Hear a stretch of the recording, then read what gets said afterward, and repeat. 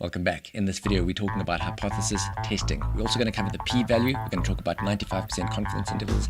At the end of this video, I promise you're going to understand these concepts perfectly, and this will form the basis for all statistical inference. So buckle up, get ready, and enjoy. Let's just deal with one thing straight out of the gate, and that is the most obvious question, which is, what is a hypothesis? And the answer is, a hypothesis is a testable theory, something that can be falsified. And let's quickly talk about the context in which hypothesis testing gets used, right? Our starting point is we may have a question about a population. So let's imagine there's a population here. It could be everybody in Ireland, and we've got all of these little people, and we've got some idea about these people. Maybe it's the average weight of men in this population. Now, we can't weigh everybody in Ireland, or we can't weigh all of the men. So what do we do instead? Instead of weighing all of them, we take a sample of men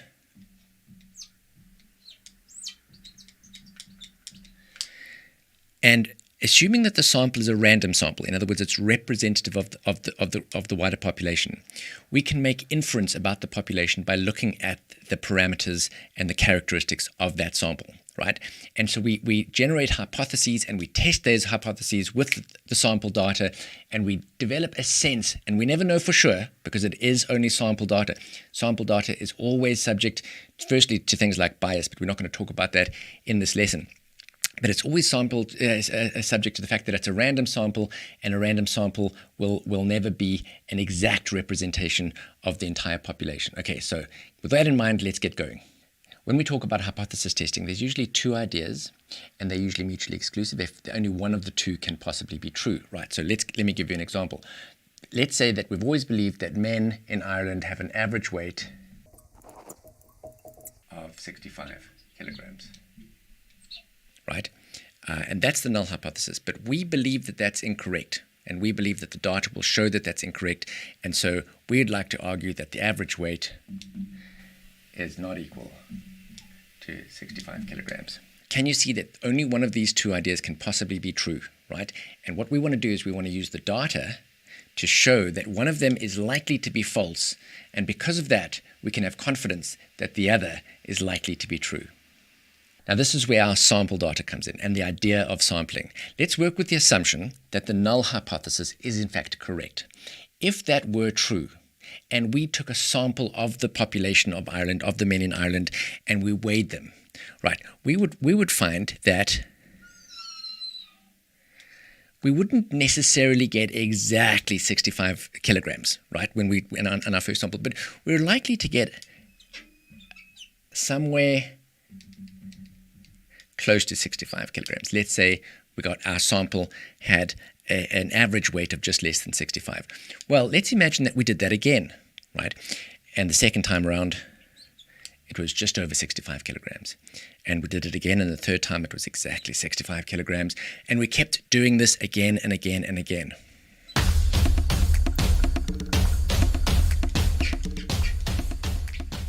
What would happen would be that most of our samples would be in and around 65. Remember, our assumption at this point in time is that this is in fact correct, right? Our assumption is that the null hypothesis is right, that in actual fact, the average weight of men in Ireland is 65 kilograms. If that were true, most of our samples would be in and around 65.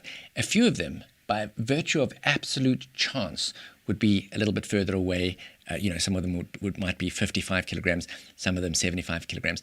And very few of the samples, through absolute random chance, would land up having an average weight way down at maybe 50 kilograms and 70, 80 kilograms, or 80, 90 kilograms. Very few. Okay, so we'd expect most to be in the middle, and this is what we call a distribution. And can you see that this distribution has got a bit of a shape here? And I'm just going to draw a line.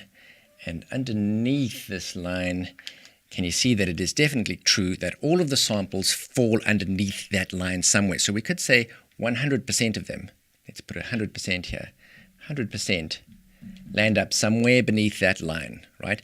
A smaller percentage would fall in this space over here. Let's say 2.5% for argument's sake. And similarly, a small percent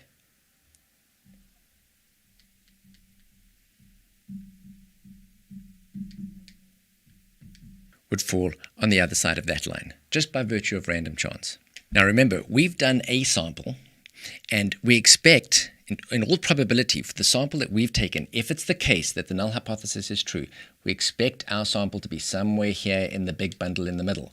If it were the case that the sample we took landed up right here on the edges, where we really know it's very unlikely to land, we would have less confidence that this assertion that this is in fact the distribution of the samples is in fact correct. In fact, we may have so little confidence that we reject the idea completely and absolutely, and we decide that the null hypothesis, that the average weight is 65 kilograms, is in fact, in all probability, incorrect. And that would mean that we could accept the alternative hypothesis, H1, that the average weight of men in Ireland is in fact not 65 kilograms. Does that make sense to you? And incidentally, we would decide even before taking our sample what the significance level is. In other words, what is the line in the sand? What is the threshold beyond which we consider the sample to be so unlikely that in actual fact we have no confidence that this is in fact the distribution that represents the population? In this case, we've chosen a threshold of 5%, in other words, 2.5% in each tail, right? Because remember here, our alternative hypothesis is that the average weight is simply not 65. It could be in either direction. It could be, the actual population average weight may be above or below 65. If our alternative hypothesis was that the average weight was more than 65, we would just use a one-tailed hypothesis test. Now let's imagine in this particular example, we took a sample from the population and the sample landed up giving us a value that landed over here somewhere. And let's say that value was 75 kilograms, okay? And what does that mean? Well, what we would do is we would say that 75 kilograms lands up in a part of the curve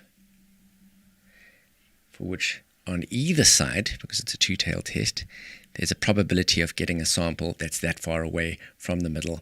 And if you add those two together, that would be the p-value. So what is the p-value? The p-value is assuming that the null hypothesis is true, right? So this is the distribution of samples that you'd expect. What are the chances? What is the probability that you would get a sample, a random sample from the population that's that far away or further from the middle, right? And it's that far away or further in either direction, right? That's why we color in, and basically the area under the curve is the probability. We use the shaded area from that point onwards in both directions. That's your p-value. And provided that your p-value is less than that threshold we talked about, the alpha, right? So,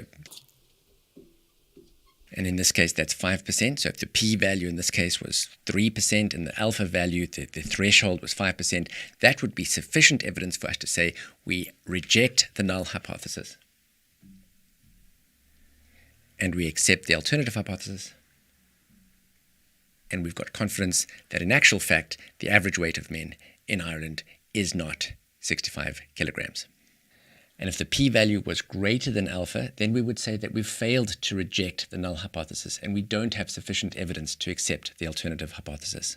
Now, we often use 5% as the alpha or as the threshold level or the significance level. In actual fact, you need to think about what it is that you're measuring and then decide what would be an appropriate threshold. In other words, if it's a life and death thing, if you got it wrong, people would fall off the map and die. Well, you might want to have a much more stringent alpha. You might want to say, in actual fact, we want there to be a 1 in 10,000 chance that we're wrong. And if it's something a little bit more casual, like the extent to which you can flip a coin and you'll throw a cricket ball and hit a TV, it doesn't matter. You might want to say 10% is fine. It all depends on what it is that you're measuring. So don't just use 5% as a knee-jerk kind of default. Think about what it is that you're measuring and make a decision as to what would be most appropriate given the implications of the data that you're looking at. And finally, when we do these statistical tests, right, we not only discover that this particular value that we got in our sample has got, let's say, a p-value of, let's say in this case, a p-value of 0.12. But the other thing that we get from the statistical test is a 95% confidence interval. So in this case, it's 75, and we might say